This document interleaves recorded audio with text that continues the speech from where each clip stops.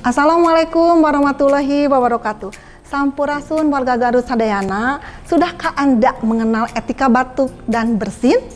Etika batuk dan bersin adalah tata cara batuk yang baik dan benar dengan cara menutup hidung dan mulut dengan tisu atau lengan atas bagian dalam.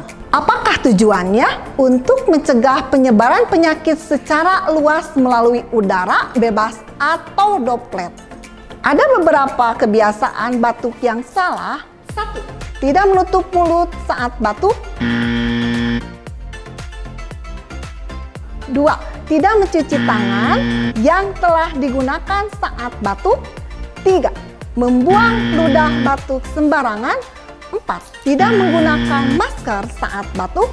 5. Menutup mulut dengan tangan mengepal. 6. Menutup mulut dengan kedua telapak tangan.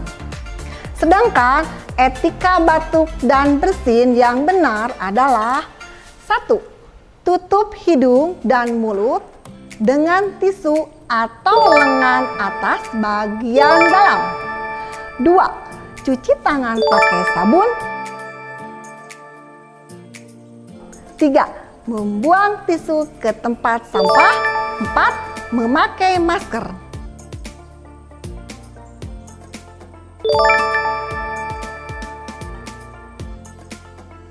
Demikianlah etika batuk dan bersin yang baik dan benar. Semoga kita semua terhindar dari penyakit. Terima kasih.